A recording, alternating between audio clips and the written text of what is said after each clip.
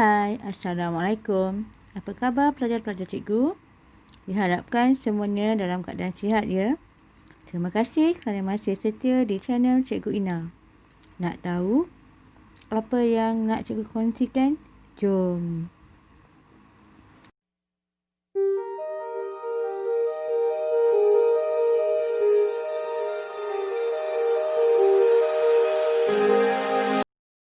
Pada kali ini, cikgu akan memberikan penerangan berkaitan dengan proses perniagaan.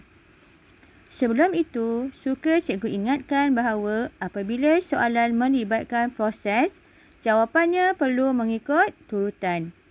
Jika tidak mengikut turutan, menyebabkan kita akan kehilangan markah. Okey, untuk proses perniagaan, ada 5 proses yang terlibat. Sebelum itu, apakah itu proses perniagaan? Okey, proses perniagaan merujuk kepada aktiviti yang dijalankan oleh sesebuah perniagaan dalam usaha memaksimumkan keuntungan. Proses perniagaan bermula daripada pengumpulan faktor-faktor pengeluaran untuk menghasilkan keluaran sehingga pulangan diperoleh oleh perniagaan apabila keluaran dijual kepada pengguna. Okey, untuk proses perniagaan ini ada 5 langkah yang perlu kita tahu. Yang pertama ialah input. Input merujuk faktor pengeluaran yang digunakan untuk menghasilkan keluaran.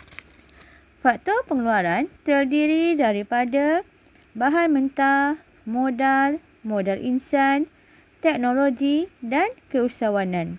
Contoh, input yang digunakan untuk menghasilkan perabot ialah kayu getah dan modal insan. Langkah yang kedua ialah proses tambah nilai.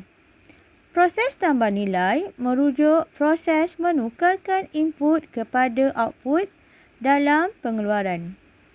Proses tambah nilai melibatkan proses penukaran input dari segi bentuk, rupa, warna, rasa dan saiz kepada suatu bentuk produk lain yang dikenali sebagai output.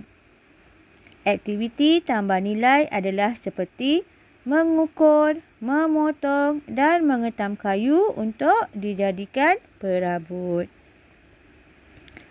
Langkah yang ketiga ialah output. Output merujuk hasil yang diperoleh daripada proses pengeluaran.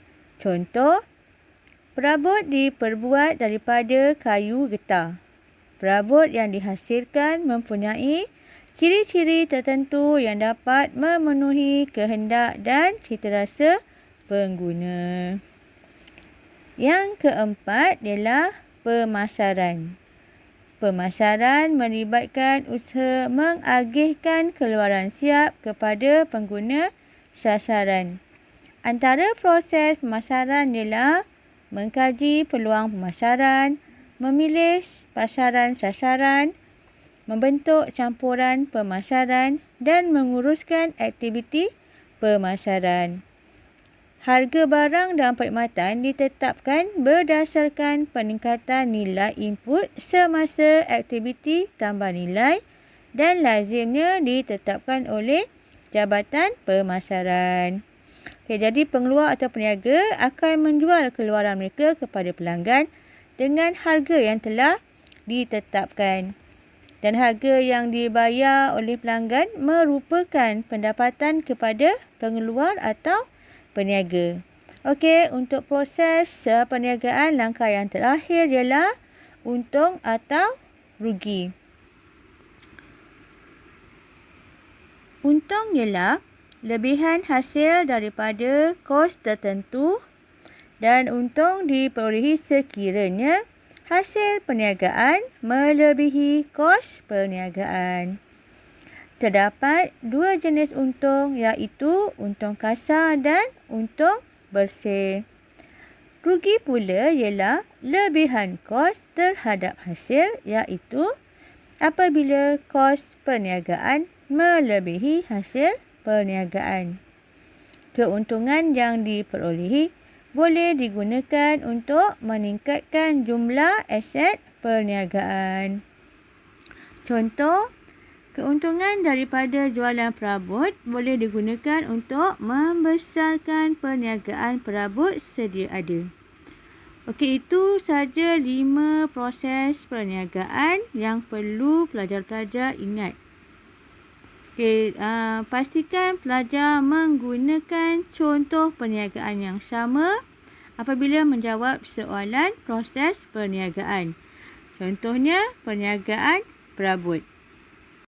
Semoga dengan perkongsian cikgu tadi membantu pelajar-pelajar lebih memahami dan dapat mengulang kaji pelajaran dengan berkesan.